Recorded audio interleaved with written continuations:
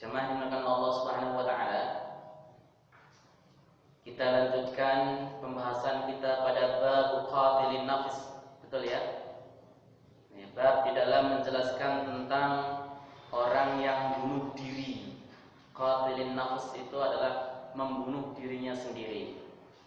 An Thabit bin Dhahak radhiyallahu taala anhu anin Nabi sallallahu alaihi wasallam, dari Thabit bin Dhahak, semoga Allah ridha kepada beliau, dari Nabi Muhammad sallallahu alaihi wasallam, qala, beliau bersabda, man halafa bimillatin ghairil Islam kadiban muta'ammidan fahuwa kama qal.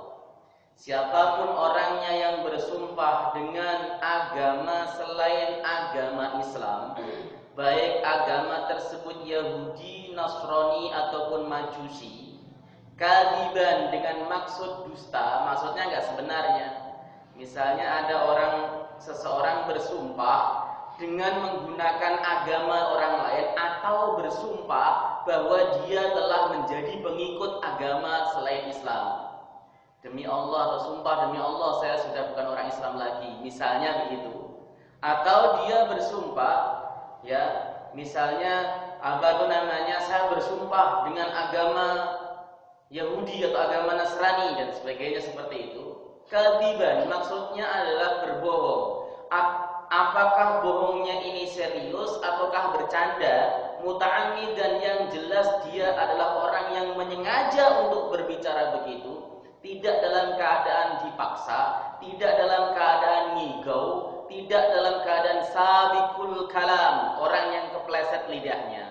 Ia sadar, ia sengaja mengucapkan begitu, fahuwa kama qala, maka ia dihukumi sebagaimana ucapannya. Artinya dia telah khuruj an millati Nabiina Muhammadin sallallahu alaihi wasallam. Al-khuruj an dinil Islam. Dia telah keluar dari agama Islam alias murtad.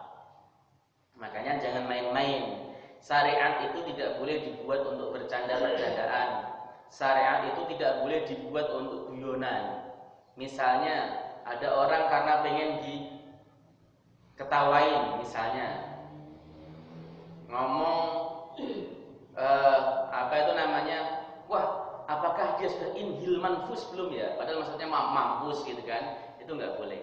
Itu syariat tidak boleh dibuat bercanda-bercandaan. Karena siapapun yang menertawakan Al-Quran, maka dia telah dihukumi murtad.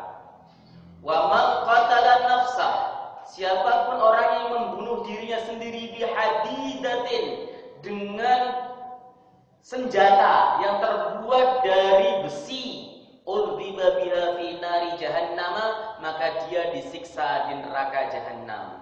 Di dalam hadis lain itu diterangkan maka dia termasuk orang yang kafir. Di dalam hadis lain diterangkan bahwa dia akan kekal selama-lamanya di neraka. Tidak. Di dalam melihat hadis kita harus syumul, harus secara komprehensif, tidak boleh satu-satu. Artinya jika dia bunuh dirinya masih dalam keadaan Islam, masih memegang tauhid, masih tidak ada satupun perkara yang membatalkan keislamannya, maka dia akan disiksa di neraka jahanam sampai pada suatu masa habis hukumannya dan dia pun akan masuk ke dalam surganya Allah Subhanahu wa taala. Kalau dia adalah orang yang mukmin, masih punya iman. Kafir yang dimaksud adalah kafir nikmat. Orang yang bunuh diri itu orang kufur nikmat. Orang yang tidak mensyukuri nikmat hidup. Orang yang tidak mensyukuri bagaimana Allah Subhanahu wa taala telah mewujudkan kita itu tanpa pernah minta. Kita hadir di dunia, kita dilahirkan oleh ibu kita tanpa pernah minta. Tiba-tiba kita dihadirkan, kemudian setelah besar ada problem, ada masalah, bunuh diri. Itu namanya orang yang tidak syukur terhadap nikmatnya Allah Subhanahu wa taala. Dianggap orang yang kufur nikmat, dia mengingkari kenikmatan yang diberikan oleh Allah Subhanahu wa taala. Oleh sebab itulah kalimat kafir di dalam hadis itu tidak serta-merta bermakna kafir yang mengeluarkan seseorang dari Islam. Seperti Shibabul muslim fiskun wa qitaluhu kufrun. Mencaci maki orang muslim itu fasik. Membunuhnya atau memeranginya, membunuhnya itu kufur. Itu tidak bisa, kata Al-Imam An-Nawawi dalam Syarah Sahih Muslim menjelaskan bahwa itu tidak bisa diartikan bahwa orang yang membunuh orang Islam langsung dihukumi murtad. Tidak ada satupun keterangan dari Nabi Shallallahu Alaihi Wasallam yang menghukumi murtad gara-gara membunuh orang lain. Adanya hukum kisos, tidak kemudian lantas dihukumi murtad. Ini yang harus dimengerti. Maka takwil atau tafsir yang benar atas hadis tersebut menurut Imam Nawawi adalah kufur nikmat. Siapapun yang ia memerangi atau membunuh saudara muslimnya berarti dia kufur atas nikmatnya Allah Subhanahu wa taala. Dosa kufur nikmat itu macam-macam, tergantung sebesar apa nikmat yang dikufuri itu. Jadi beda-beda, sama-sama kufur nikmat tapi beda-beda. Nah, yang tepat, orang yang bunuh diri selagi masih ada iman, selagi masih nempel di dalam jiwanya tentang kebenaran Islam dan tidak ada satupun perkara yang membatalkan imannya itu, maka dia disiksa dulu di neraka. Dia seperti orang-orang mukmin pelaku maksiat lainnya. Al-mu'minun al-usad, orang-orang mukmin pelaku maksiat itu tahta masyiatillah, di bawah naungan kehendak Allah. Kalau Allah menghendaki maka ia diampuni, kalau Allah menghendaki maka dia akan disiksa oleh Allah Subhanahu wa taala. Ini prinsip ahlu sunnah wal jamaah yang membedakan dengan prinsip khawarij. Ahlu sunnah wal jamaah, mukmin pelaku maksiat, pelaku dosa besar masih Islam. Masih Islam selagi dosanya tersebut tidak menyebabkan dia kafir. Masih Islam sebesar apapun dosa yang dikerjakan. Gitu loh maksudnya. Kalau Khawarij kan prinsipnya siapapun pelaku dosa besar maka dia telah kafir. Siapapun orang yang melakukan dosa besar maka dia kafir dan dia akan dimasukkan kekal oleh Allah Subhanahu wa taala dalam neraka jahanam. Orang-orang ahlu sunnah tidak berpendapat begitu. Orang mukmin pelaku maksiat itu ya terserah Allah. Kalau Allah menghendaki diampuni ya diampuni. Wong itu hambanya kok. Kalau Allah menghendaki dia disiksa ya disiksa. Wong itu juga hambanya, terserah Allah lah.